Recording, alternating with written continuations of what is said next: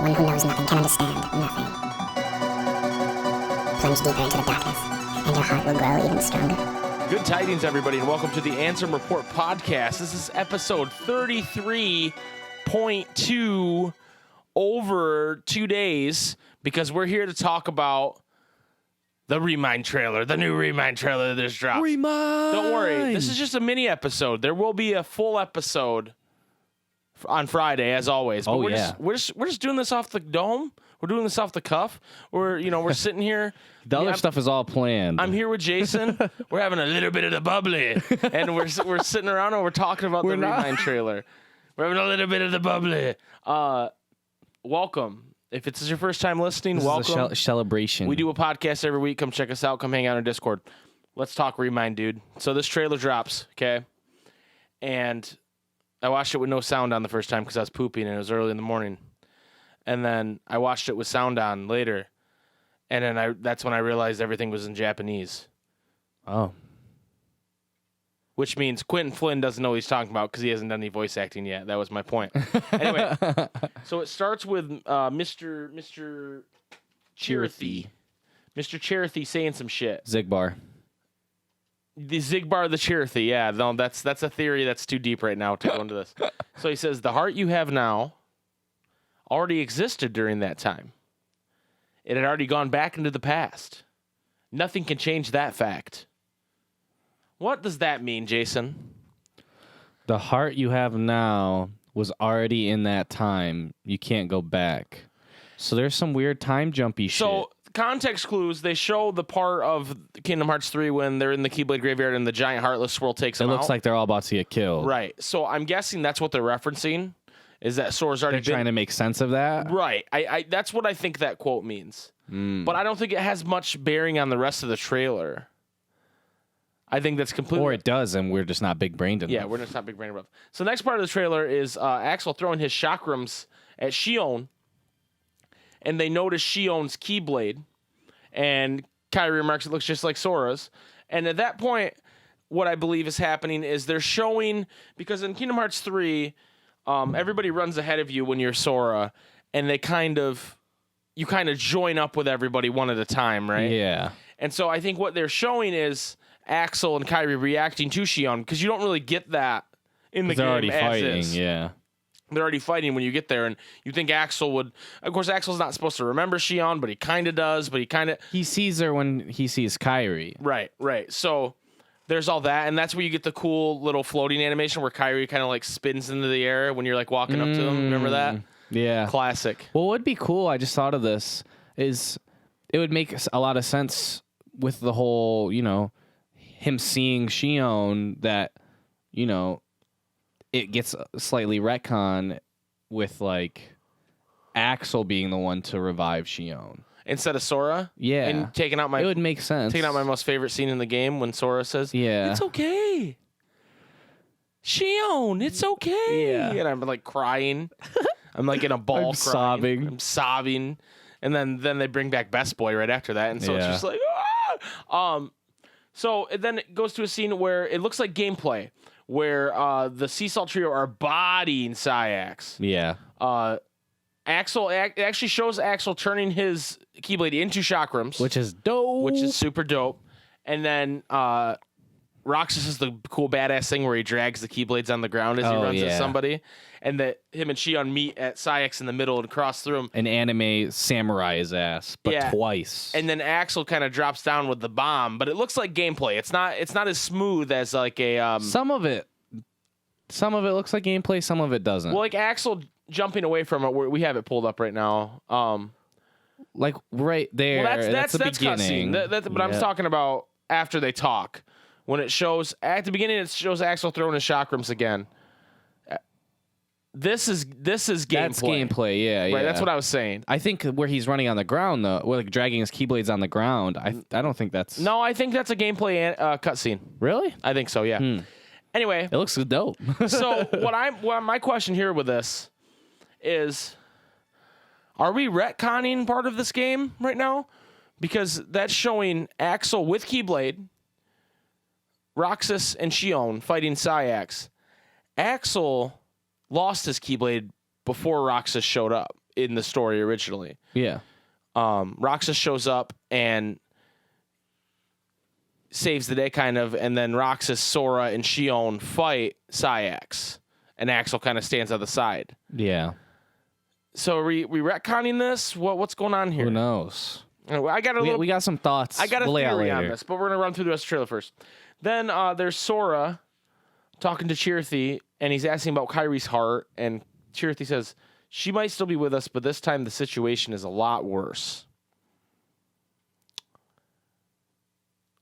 This time, Right.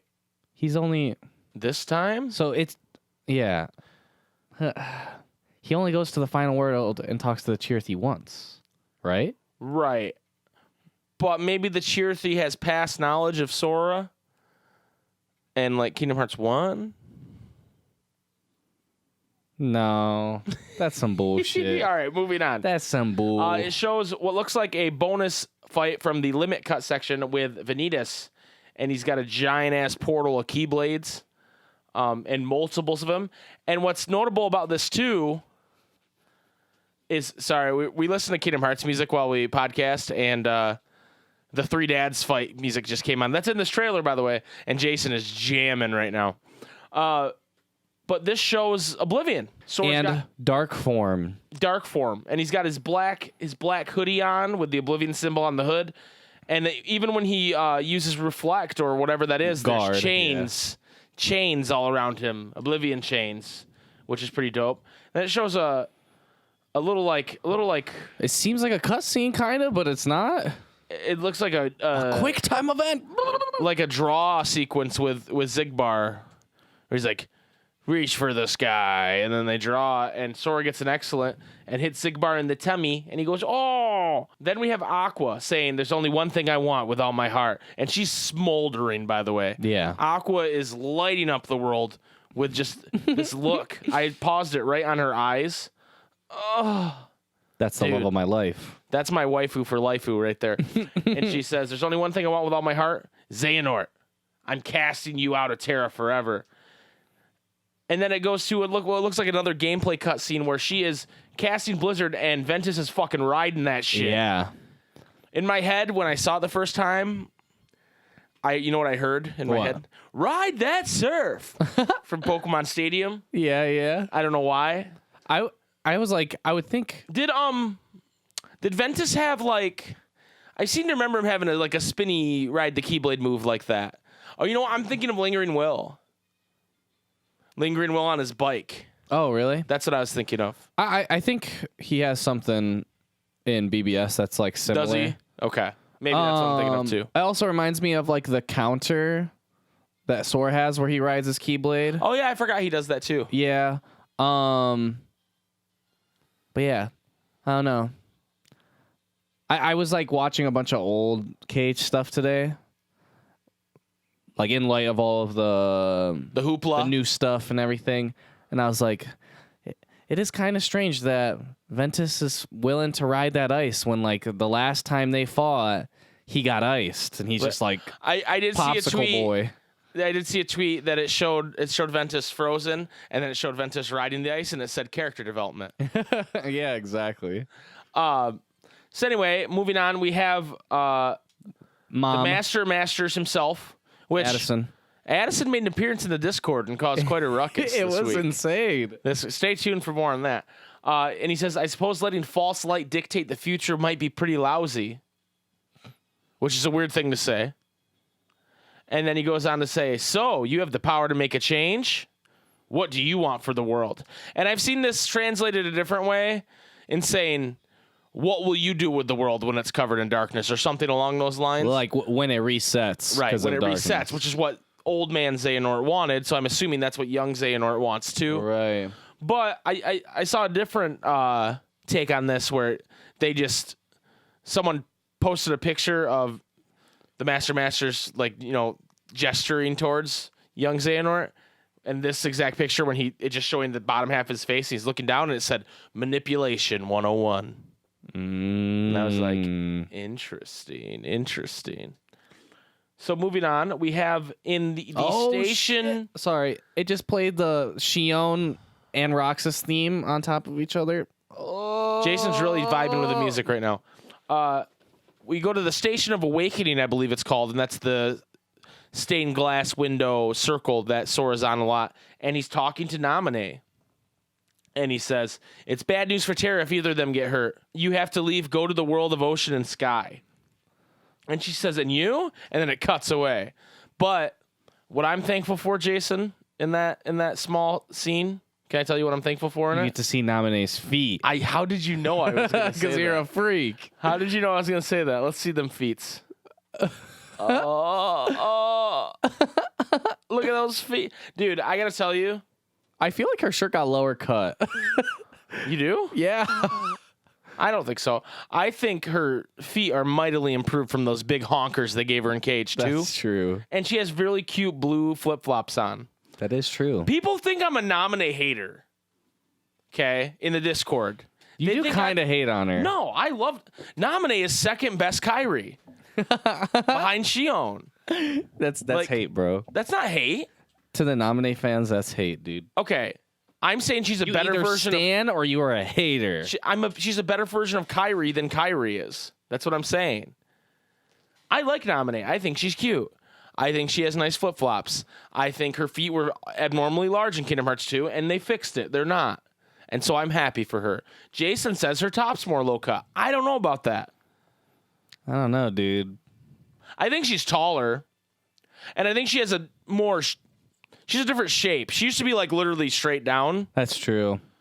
But you know, she got some curves now. Well, you know, when these teenagers turn into older teenagers, you know, it helps them with that. No. Anyway, she says, and you, and then we went to the last scene where it is Xehanort, or Terranort, if you will, and Lingering Will facing off, and they Dragon Ball Z into each other. And then it shows the Kingdom Hearts 3 Remind logo, and it says, coming in winter. This winter.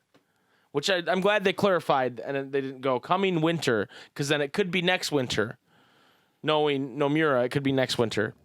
I think when we say coming winter here, this definitely means January. If not February. Yeah. Because if it was coming out this year, they would have said 2019. Unless there's one other angle that I would believe on that, and that's they're not sure they can get it out this year, and after delaying Kingdom Hearts 3 last year, they don't want to do that again. Mistake. They don't want to do that again. So I'd believe that too, but I just don't think there's a benefit for it coming out this year. I think if they release in January, that's fine. Yeah, I prefer a later release if it's better. Right. Well, and I know they're worried about releasing it too close to Final Fantasy VII Remake, which is in March. So I don't think it'll be much later in January. That's true. Okay. So I think we talked about this when the Remind thing first was like announced and everything. Uh-huh. But what we've been talking about, I just want to say this because I don't want to forget it. So the symbol that's in between the re and the mind is a coda in music, right? Right. And it means that once you get to the coda, you hop back to where the other coda is, right? Right. So when they're making music, they don't have to if it's like the same chorus over and over. Yeah, they don't have to repeat the same it. thing over and over. Right. And so it's weird because the scene we were just talking about for a second with Naminé and Sora, he's talking to Naminé and goes, "Oh, if something happens to either of the two of them, it's bad news for Terra." So it's like he's watching from the Station of Waking that he's in, watching what's happening. I don't know that I buy that. I think maybe she has knowledge. Like, okay, so the Naminé's only seen besides the ending in the original game that you don't even see Naminé. You see her star, and you talk to her, and it's completely missable. And she says she's been in contact with Lingering Will / Terra, and he's gonna be there to help now, right? So my thought process is, she spoke to Terra earlier than she admitted, and I think Nomura's trying to explain all this a little better. So you see Naminé earlier than before, and maybe she says, "Hey, Aqua's trapped in the realm of darkness, and Ventus is only Aqua only knows where Ventus is, and they're trying to find them, like as in Xehanort, right? To me, I'm thinking that they're talking about the fight What fight? at the end. It could just be because I'm seeing all this other stuff. That's possible, and we have a really weird theory. It's not really a theory. Let's jump to that because Let's, both these trailers that we've had for Reminder cut very strangely. And what I mean by that, it's harder to see in the first one because there's not sound really in the first one. There's just music. Yeah. But they do this really like weird glitch out or like a static Yeah. thing. Like. Yes, and especially in the trailer, they makes that noise.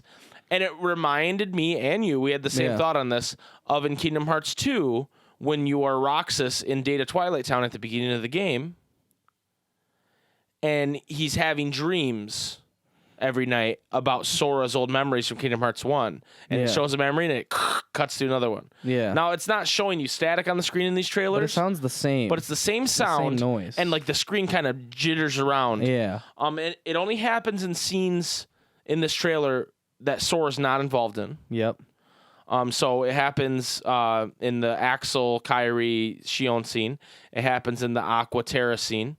It happens at the end of the Master's Young Xehanort scene. Yeah. And it doesn't happen during any gameplay parts. It's just like the cutscene part. Would it be that crazy if... And I'm going to tie this into something you said before we started recording. And I'll give you full credit for this part of it. Would it be that crazy if Sora at the end of Kingdom Hearts 3 is going back and trying in time, and trying to change things to save Kairi? And so that's why things are playing out differently. Instead of this being a retcon, this is Sora going through and using Naminé to help him, like you're saying. Right. Because, like, this is what I'm thinking, is the Station Awakening is kind of like a hub, and they're going to these different spots in time, and it wouldn't really make too much sense as to, this is how we get Kairi back when it comes to, like, the different fights, but, hold on. Maybe it does, though, because think of it like this. If Sora can be somewhere else instead of what he originally did in those fights. Did you get what I'm saying? Dude, okay, we're big brain as fuck. Okay, okay. So the idea is, because you control other characters in this DLC. Yeah. So the idea is, as Sora, you're controlling Aqua, and your power, your heart is in her. Yeah. And your power is helping them win that fight without Sora's help. So Sora can go take down Master Xehanort before he gets his hands on Kairi. Okay. How do you feel about that? I like this. Okay. Let's lay it out in an easier way to understand. Okay. So. Okay. I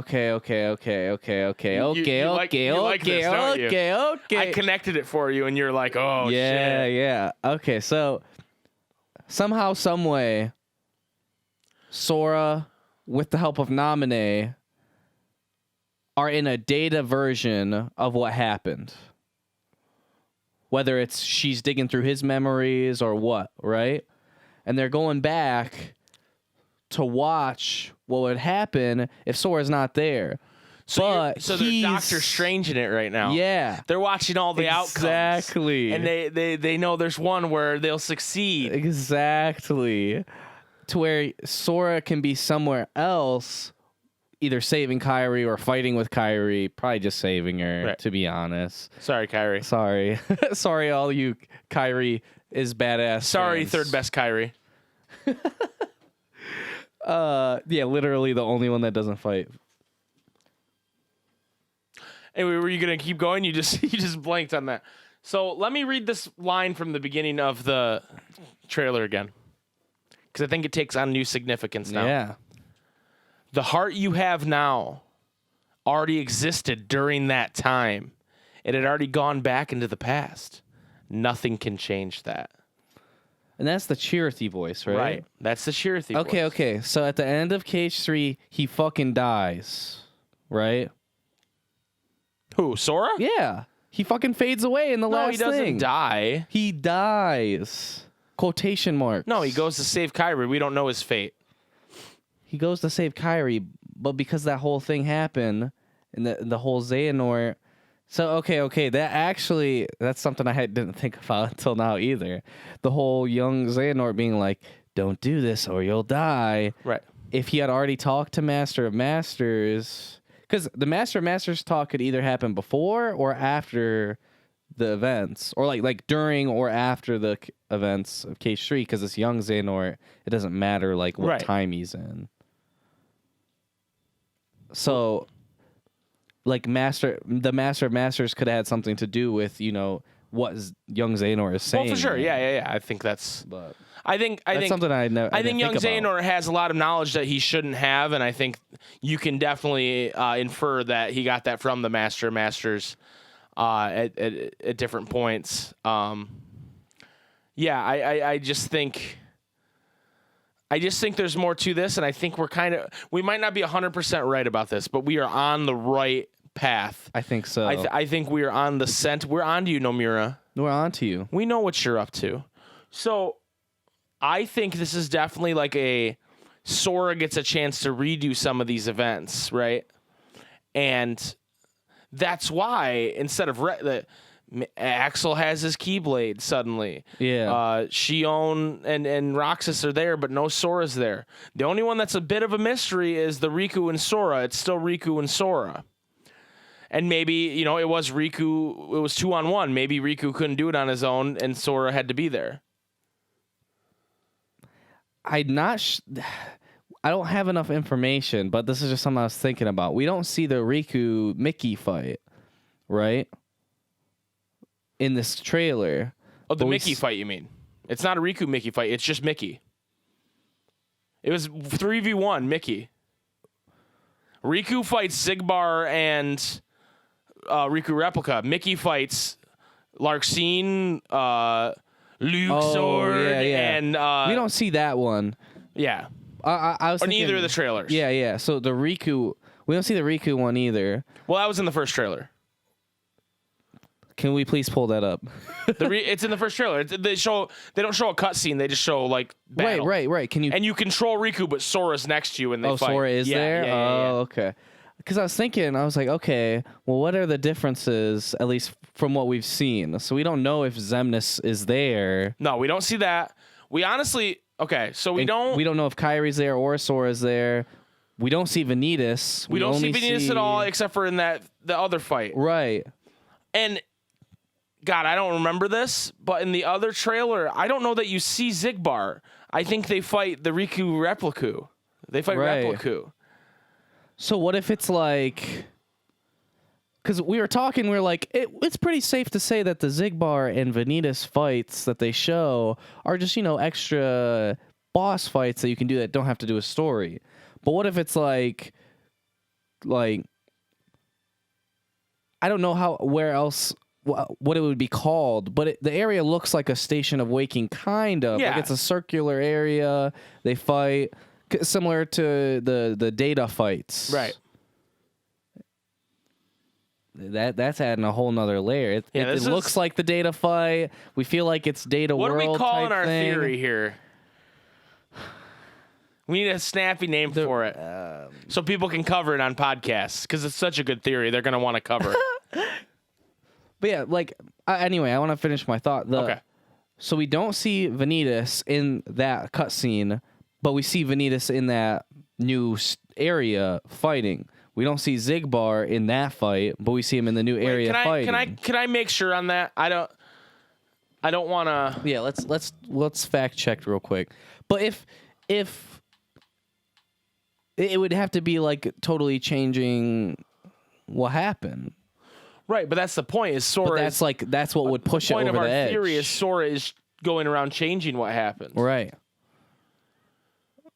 So yeah, blah blah. Young Xehanort in an awful way. I realize how necessary I am with my silver ass eyes. Oh no, that's Zigbar. Zigbar's in it. Okay, so Zigbar is in it. And then in that fight we see both of them. Okay. Yeah. Okay. Debunked. But we did see Axel early on in this trailer fighting, so that wasn't really a surprise. It shows Oathkeeper in Light Scala form or Adkylum, whatever. and then there's the Zigbar, who are you? But Luju, or Luxord, who are you? Thing. Yeah. And then Luxord turns around and goes, I'm Luxord.